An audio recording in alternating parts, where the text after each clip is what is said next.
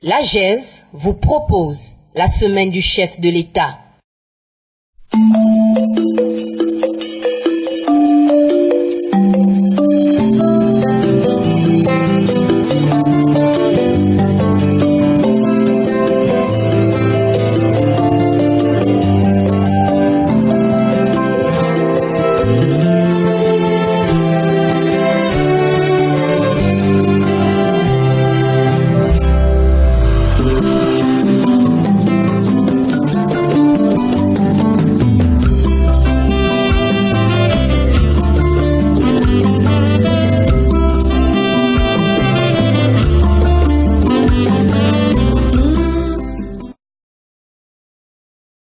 Sur la zone économique spéciale de Nkok, le président de la République vient apporter sa caution à la concrétisation de l'idéal Gabon vert et Gabon industriel.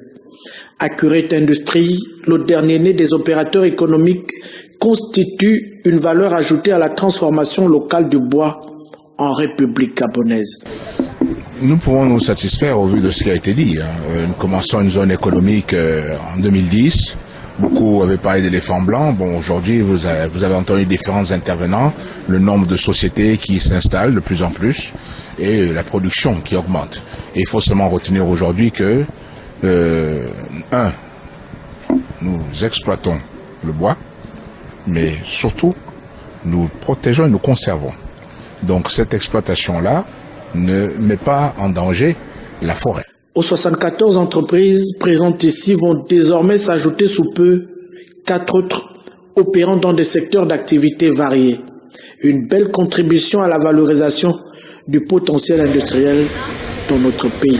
Nous voulons tirer le maximum de nos produits forestiers et donc faire le plus de transformations possibles sur place ici au Gabon. Donc là c'est en route, c'est en bonne voie et il faut quand même retenir que nous sommes déjà passés premier pays africain en termes donc de bois tranché et deuxième mondial. L'objectif, c'est que d'ici 3 ans, nous soyons premier mondial. 400 000 mètres cubes de bois sont transformés et exportés chaque année sur ce site industriel. Et depuis 2010, 3 000 emplois ont été créés pour 200 milliards d'investissements directs étrangers. Et ça, c'est juste un aperçu du dynamisme de la zone économique spéciale de Nkok. La présidente de la Cour constitutionnelle, Marie-Madeleine Boranzo, et les 8 juges constitutionnels ont été reçus par le président de la République, chef de l'État Ali Bongo Ondimba, à son cabinet de travail. Une rencontre élargie aux 2 présidents des 2 chambres du Parlement et du Premier ministre chef du gouvernement, qui est accompagné de quelques membres du gouvernement.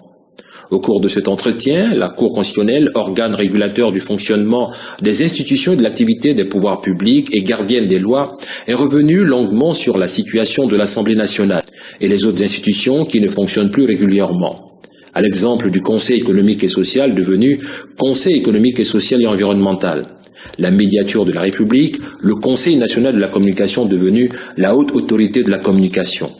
Autant d'institutions dont les mandats ont expiré. Cette rencontre de haute importance a permis au président de la République, chef de l'État Ali Bongo Ondimba, en sa qualité de garant des institutions, de rassurer ses interlocuteurs et d'inviter le gouvernement à tout mettre en œuvre pour le bon fonctionnement de ces institutions. Environ 5 000 jeunes de 9 provinces du pays, dont l'âge varie entre 17 et 35 ans, ont été initiés à l'outil informatique. Et 400 ont reçu leur parchemin, aujourd'hui prêts pour le monde du travail.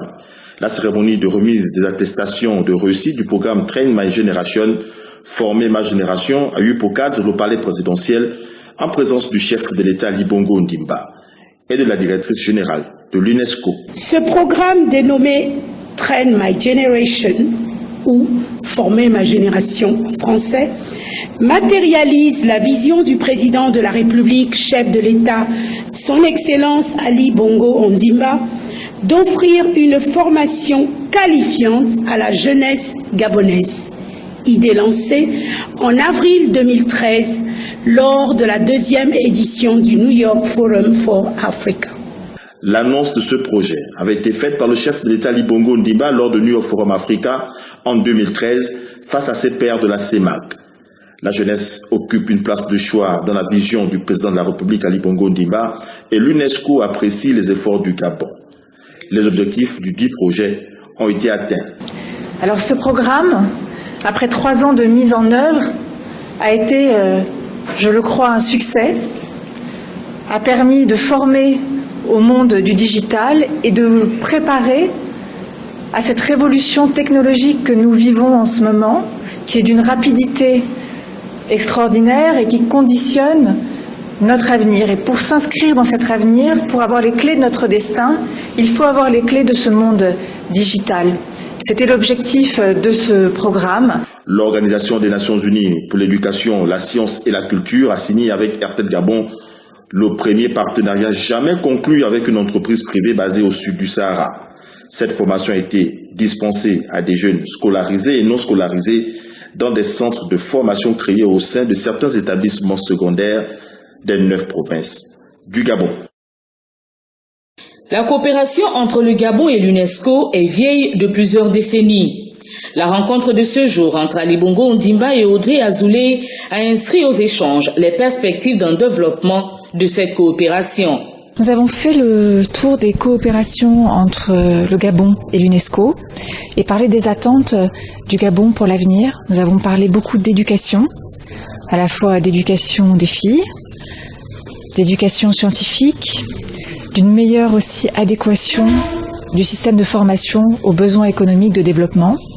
Ça a été l'un des thèmes principaux de cet entretien. Et nous avons aussi énormément parlé d'environnement, la nécessité de la contribution à l'accord de Paris sur le climat et d'un développement raisonné et soutenable par rapport à l'environnement.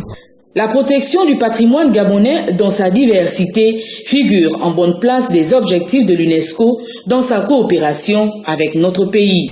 Le Gabon, c'est un pays d'une diversité culturelle extraordinaire, naturelle et culturelle.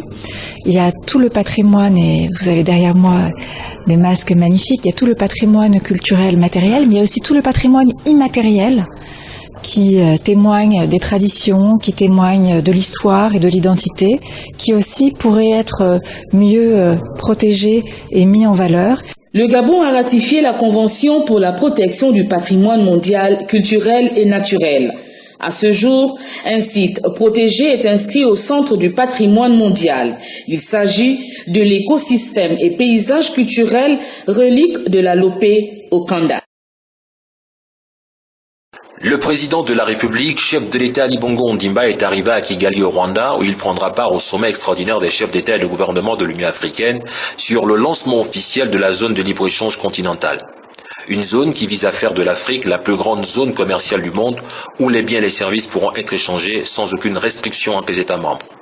Avec la signature de cet accord prévu ce 21 mars à Kigali, le ministre des Affaires étrangères, Noël Nelson Messon, se prononce sur l'intérêt de cette zone de libre-échange continentale.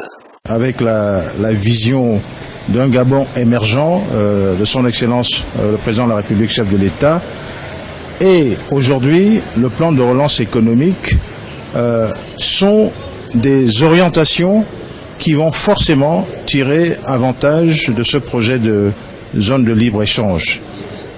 C'est un projet qui a vocation à créer pour l'ensemble de l'Afrique un grand marché pour toutes les entreprises africaines. Ce sommet extraordinaire est une étape essentielle dans le processus entamé de longue date pour doper le commerce intra-africain. Avec la création de cette zone de libre-échange continentale, le Gabon et les autres pays pourront tirer profit de ce grand marché. Le Gabon, qui est dans une dynamique de diversification de son économie, une dynamique de relance économique, une dynamique d'industrialisation avec pour objectif la transformation locale de nos ressources, va forcément tirer profit de ce grand marché. Il faudra donc que les entreprises gabonaises, les acteurs économiques gabonais se préparent à aller à la conquête de ce marché africain. En se rendant à Kigali pour signer le traité, les dirigeants africains vont s'engager juridiquement ce mercredi dans la mise en œuvre d'un processus dont les négociations sont loin d'être achevées. Le président de la République, chef de l'État Ali Bongo Ondimba, a été accueilli chaleureusement par les autorités rwandaises.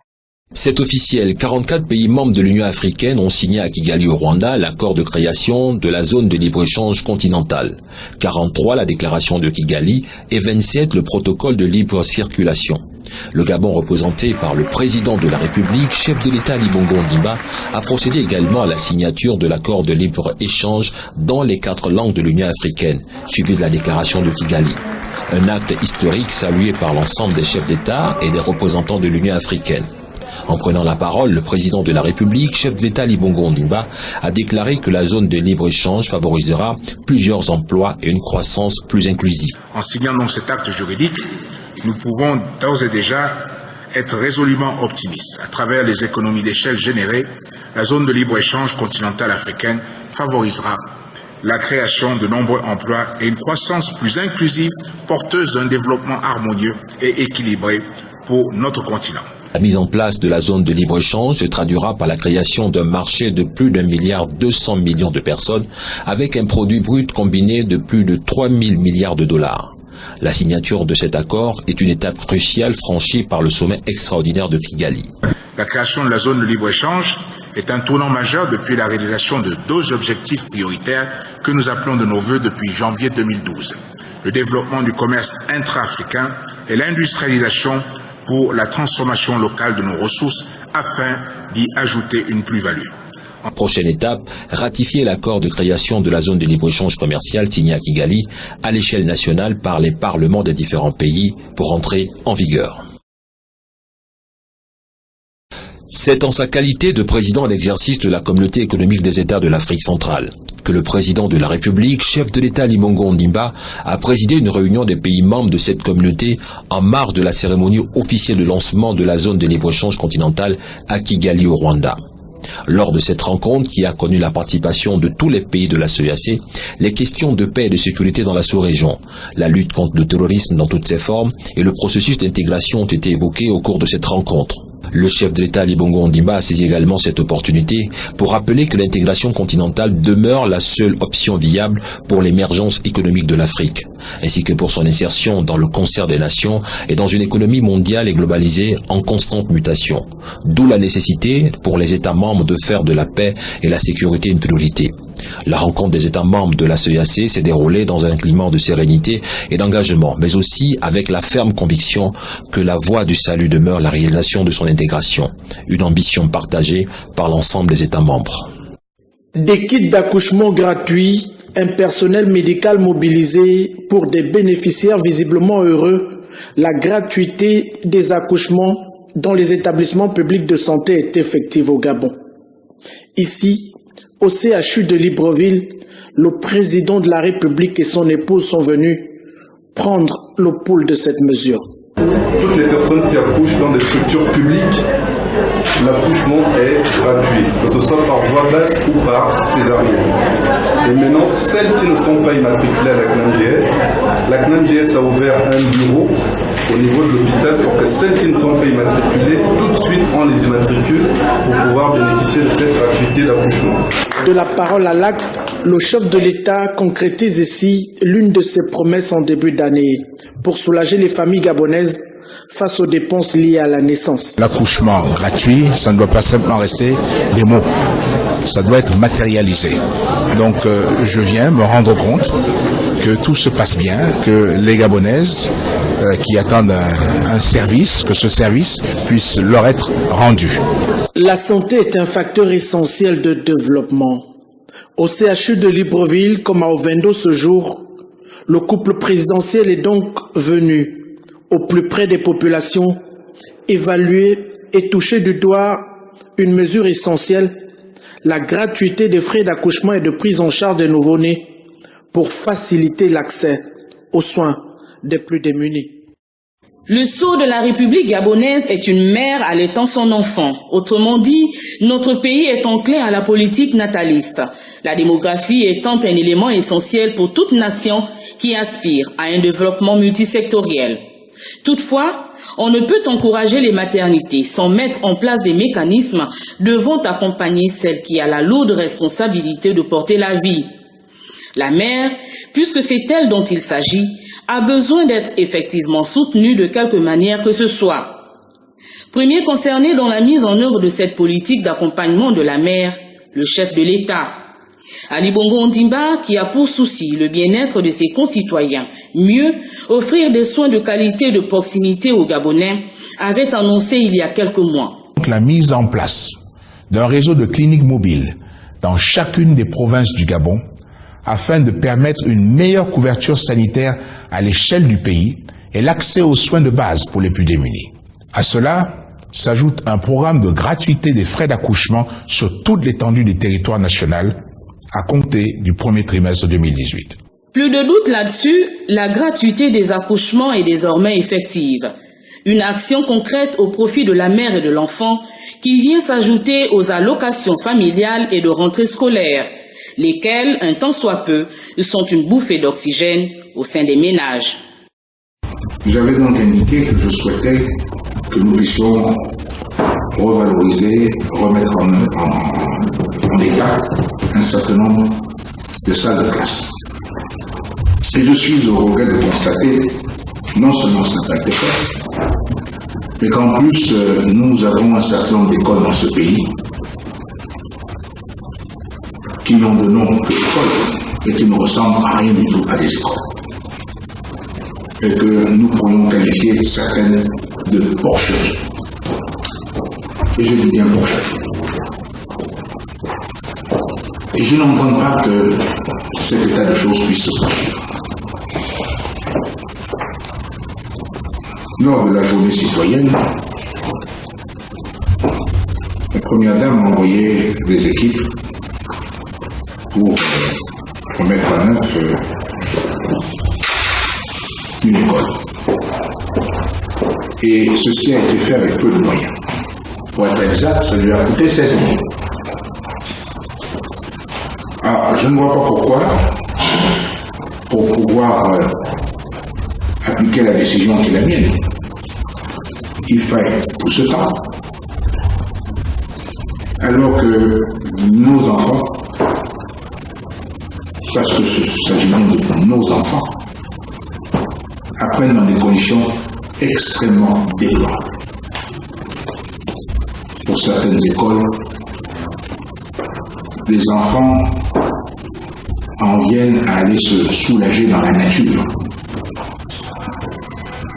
comme des animaux, comme des bêtes.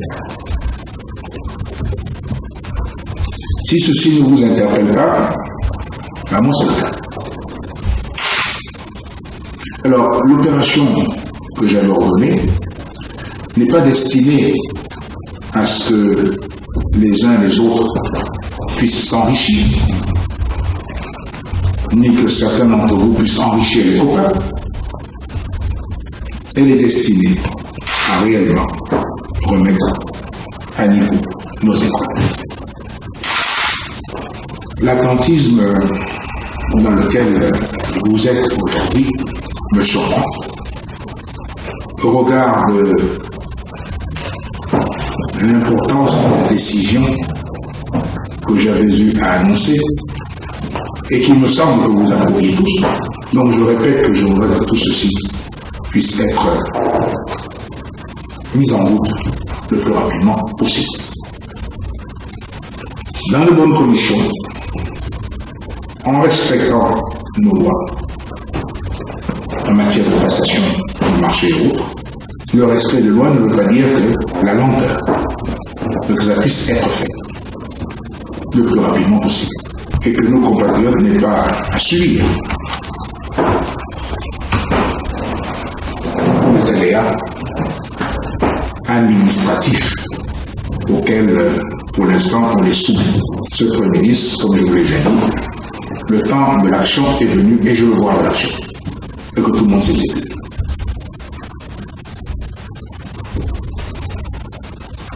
Merci.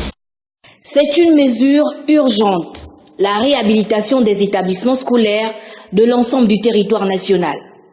À l'estuaire, le processus de réfection et d'assainissement a débuté sur les écoles des communes de Libreville et d'Akanda sous la supervision de l'Agence nationale des grands travaux et des infrastructures. Les travaux ont bel et bien commencé conformément à cette instruction du chef de l'État. Nous avons des sites ou des écoles qui ont vraiment nécessité une urgence à agir, qu'on a appelé sites prioritaires. Et il y a également le grand ensemble sur l'ensemble du territoire naturellement, qui porte sur des écoles où le processus des travaux ainsi de suite suivra le cours normal. Les travaux d'électricité, de peinture et de nettoyage exécutés par les PME locales ont pour objectif d'améliorer l'univers des apprenants et des enseignants. Nous sommes donc très satisfaits de nous rendre compte que Monsieur le Président, dans sa vision, je dis ce que je fais ce que je dis, a finalement pris corps. Nous sommes dans des travaux, tous azimuts. Ces travaux vont me permettre de travailler dans de bonnes conditions désormais parce qu'au début, ça n'allait pas. Et travailler à côté d'une toilette, c'était pas vraiment la joie. Volonté du président de la République, Ali Bongo Ondimba, les 10 travaux concernent plus de 700 établissements à travers le pays. Ces travaux visent l'amélioration des conditions d'apprentissage et par conséquent d'un meilleur rendement scolaire. La zone économique spéciale de Nkok, vitrine de l'industrialisation du pays et de la diversification de l'économie gabonaise, reçoit à nouveau le président de la République. Première étape, le guichet unique constitué de 16 administrations opérationnelles. Cette visite du chef de l'État Ali Bongo Ondimba a pour objectif d'évaluer l'évolution des activités au sein de cet espace économique. Il est bon de pouvoir venir à peu près tous les 6 mois se rendre compte de l'évolution. Ça permet aussi de voir quels sont les problèmes auxquels nous avons à faire face et de trouver des solutions. Aujourd'hui, ce qui est important pour nous, c'est de savoir que nous pourrons déjà placer des produits à l'extérieur. Aujourd'hui, il y a un label qualité Made in Gabon qui est en train de se mettre en place et ça permet aux certaines usines qui sont ici d'avoir des clients aussi bien aux États-Unis qu'en Chine qu'en Europe. Lancé en 2010, Nkok a pris véritablement forme. Lorsque nous avons commencé la zone économique de Nkok, beaucoup doutaient. Je me souviens que quelques mois après son ouverture, les journaux parlaient d'éléphants blancs. Aujourd'hui, nous avons quelque chose qui est concret, qui est visible. Que ceux qui critiquaient, qui disaient qu'il n'y aurait rien, aujourd'hui, le courage de venir ici et reconnaître qu'il y a quelque chose fait par les Gabonais. Au programme, 5 unités de production où travaillent de nombreux jeunes Gabonais et où s'affirme la femme gabonaise comme acteur de développement. Autant que les hommes, les femmes contribuent au développement de notre pays. Et le fait qu'elles aient des emplois, ils leur assurent aussi leur propre indépendance et aussi permettent de pouvoir subvenir aux besoins du foyer. Donc elle apporte la contribution aussi bien au foyer qu'aussi bien pour le développement de la nation et c'est une très bonne chose. La ZERP accueille plusieurs entreprises nationales et internationales des secteurs bois et métallurgie, entre autres. Elle est l'un des piliers du Gabon industriel. Des coups de ciseaux sur un ruban symbolique de la parole à l'acte, le chef de l'État tient ici l'une de ses promesses. Le guichet unique qui s'ouvre est dédié à la promotion de l'investissement. L'outil vient apporter plus de lisibilité et de cohérence au dispositif d'amélioration de l'attractivité économique au Gabon. Le temps, c'est de l'argent. Et ce que nous voulons, c'est accélérer le développement de notre pays. Et cet outil, aujourd'hui, nous permet de pouvoir faciliter toutes les démarches de tous ceux qui veulent investir dans notre pays. La mise en place de cette agence intègre bien l'effort de modernisation et de diversification économique. Sous l'impulsion du président de la République, l'appui au dispositif de développement du secteur privé et de promotion de l'entrepreneuriat pour plus d'efficacité aujourd'hui prend une nouvelle forme. C'est un bel outil, mais il faut aller encore plus loin, être encore plus efficace et améliorer notre ranking, comme on dirait, au niveau du doing business et qu'on fasse savoir qu'au Gabon aujourd'hui, il est possible de pouvoir créer une entreprise, mais très rapidement et être facilement opérationnel et que surtout qu'on est accompagné pour le faire. L'Agence nationale de promotion des investissements se situe bien au cœur de la stratégie de développement et de la vision politique du président Ali Bongo Ondimba. Ça veut donc dire qu'ici, il doit y avoir les meilleurs éléments. Et donc, un outil comme celui-là n'est pas là pour freiner, il est là pour faciliter, tout en faisant en sorte que le respect de nos lois. Et c'est donc ce que je suis venu voir de moi-même, quel est le circuit qu'un investisseur va emprunter, et puis bon, dire que voilà, ça y est, nous sommes prêts, eh bien on fonce, et puis c'est le début de l'année, et à la fin de l'année, nous ferons le compte, et nous verrons combien d'investisseurs ont pu passer par cet outil-là, et on fera la comparaison avec les années précédentes. Plus de 10 000 demandes de création d'emplois ont été traitées ces 2 dernières années par l'ANPI. Dans son nouveau cadre, l'agence se donne pour ambition de s'arrimer aux meilleures pratiques internationales dans le domaine pour faciliter encore la création d'entreprises en République gabonaise. Soucieux de l'amélioration des conditions de vie de ses compatriotes, le président de la République, chef de l'État Ali Bongo Ondimba, a procédé à la mise en fonction d'un linéaire de 74 km d'installation électrique entre Kango et Bifou. En accomplissant ce geste de mise en service, c'est 650 poteaux électriques, 28 transformateurs d'alimentation, 496 foyers d'éclairage public, 200 branchements, 6 écoles, une usine de transformation d'huile de palme qui ont été impactés par ce projet, mais également près de 8000 habitants qui bénéficieront désormais de l'électricité. Pour le président de la République, chef de l'État Ali Bongo Ondimba, l'amélioration du bien-être des populations passe nécessairement par des actions concrètes. C'est pourquoi il s'est rendu au domicile d'un de ses compatriotes au quartier Kafélé pour vérifier l'effectivité de sa connexion au réseau électrique et lui annoncer la bonne nouvelle. Comme vous voyez, vous pouvez déjà mettre la lumière ici, vous pouvez déjà essayer, Monsieur le Président. Ah, voilà. C'est bien ça, c'est bien ça.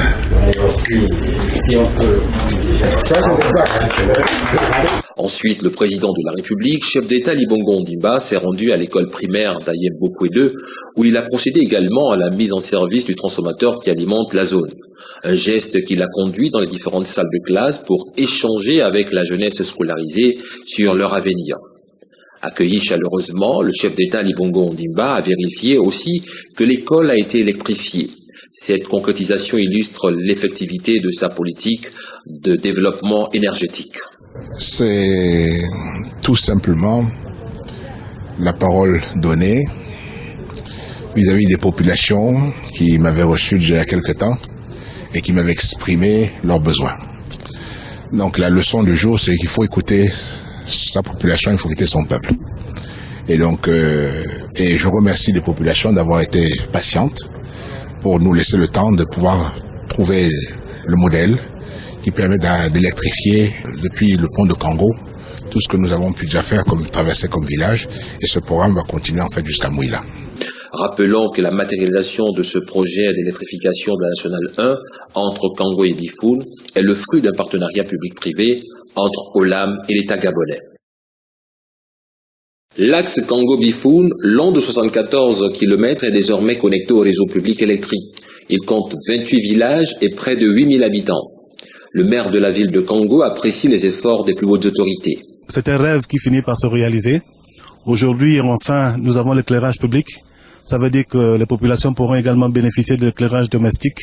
Une fois de plus, nous ne pourrons qu'être ravis, très ravis par rapport à cet acte de solidarité qui vient d'être posé à l'endroit des populations. Encore une fois, nous ne pouvons que dire merci à son Excellence, Monsieur le Président de la République. Cette matérialisation de la politique de développement définie par le plan stratégique Gabon émergent vise à renforcer la couverture électrique dans l'ensemble du territoire national.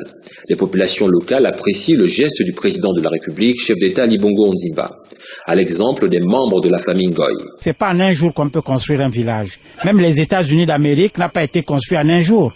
Alors quand on demande, tout le temps qu'on demande, ça arrive avec le temps. Nous on ne savait pas que quand Kafélé ici, nous on devait avoir le courant, mais il y a déjà le courant aujourd'hui. Demain nos enfants vont demander autre chose, ça va arriver. Mais vraiment félicitations au chef de l'État de pouvoir, le chef d'État s'il continue avec la manière dont il est en train de le faire aujourd'hui, vraiment ça nous ferait plaisir. Désormais, les membres de la famille Ngoy peuvent regarder la télévision avec l'électricité raccordée au service public et pourront faire des économies. Je dépensais 150 000 francs de jus, donc d'essence par mois. Et aujourd'hui, si j'ai déjà le courant, je crois que je verrais peut-être dépenser 20 à 25 000 francs. Donc ça me ferait vraiment plaisir. Je pourrais vraiment, au fait, avec ma famille, on pourra encore un peu plus économiser. Pour le chef de l'État, la réponse aux besoins de la population et l'amélioration de leurs conditions de vie passe par la mise en place des mesures concrètes qui ont un impact réel sur... La GEF vous a proposé la semaine du chef de l'État.